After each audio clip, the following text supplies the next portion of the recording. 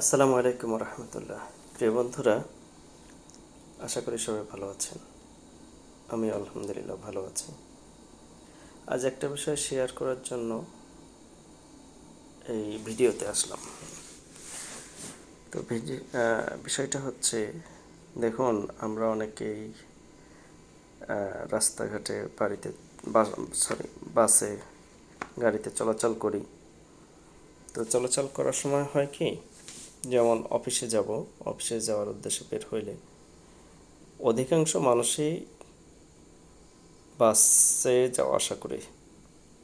ব্যক্তিগত গাড়ি হাতে গোনা কিছু মানুষের আছে। তো যাই হোক, আমি লং ভিডিও করব না, কথা বাড়াবো না। যে কারণে ভিডিওতে আসা সেটা হচ্ছে, দেখুন, সকালবেলা বা দুপুরে হোক, যখনই হোক, যখন আমরা বাসে উঠি, তাড়াহুড়া করে উঠতে যাই, তখন হয় কি, কিছু পকেট মার থাকে সবটা জায়গায়। এই পকেট মারগুলোর সুবিধা বুঝে যখন ভিড়ের মধ্যে আপনি তাড়াহুড়া করে বাসে উঠবেন, তখন সুকৌশলে ধাক্কাধাক্কি করে আপনার পকেট থেকে মোবাইল বা ওয়ালেট নিয়ে যায়। এরকম অহরহ হয়। আমারও একবার হয়েছে। তো যার কারণে আমি যখন আমার এই ওয়ালেটটা মিসিং হয়েছে, তারপর থেকে আমি মোটামুটি নিজেকে সতর্ক করেছি। এবং আমার রিলেটিভ যারা আছে, যেমন আমার ছোটো ভাইয়ের কথাই বলি, ও যখনই কোথাও যাতায়াত করতে চায়, তখন আমি তাকে বলি যে সাবধানে যাস, দোয়া কালাম পরে বাসে উঠিস, আর মোবাইল পকেট খুব সাবধান। তো এরকম আমার রিলেটিভ যারা আছে, আমি চেষ্টা করি সবাইকে বলার জন্য। আর বর্তমানে যে ওয়ালেটগুলো আছে আমি দেখাই, এই দেখেন, অনেক লম্বা। হ্যাঁ, আমরা অধিকাংশই এই যে এত বড় ওয়ালেট যদি পকেটে রাখি, ফুল পকেটে কিন্তু ওয়ালেটটা যায় না, অর্ধেক বের হয়ে থাকে, যার কারণে ওটা নিতেও সুবিধা হয়। তো আপনারা সবাই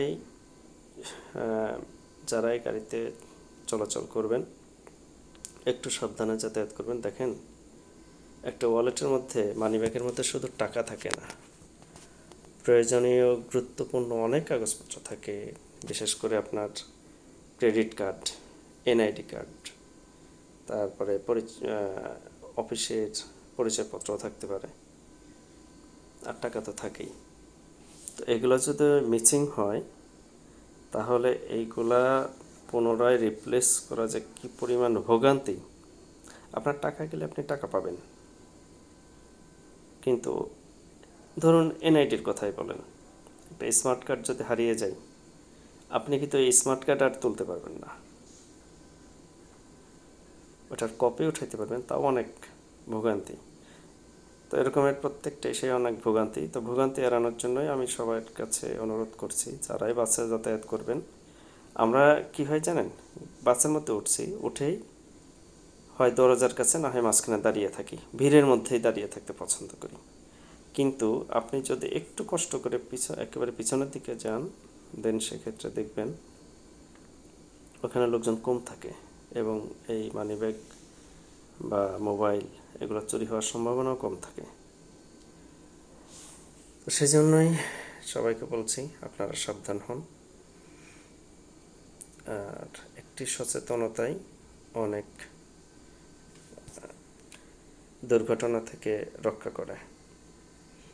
তো যাই হোক, আজ এ পর্যন্তই। আপনারা ভালো থাকবেন, আর আল্লাহ পাক সবাইকে নিরাপদে রাখুন, হেফাজতে রাখুন, সুস্থ রাখুন, ভালো থাকুন। সর্বোপরি আল্লাহ আমাদের সবাইকেই ভালো রাখুক। তো এখন রাখছি, আজ এ পর্যন্তই, শুধুমাত্র এটা বলার জন্যই। আপনারা ভালো থাকবেন। আবার কোনো বিষয় নিয়ে কথা হবে। সে পর্যন্তই, এখানে রাখছি। আসসালামু আলাইকুম রহমতুল্লাহ।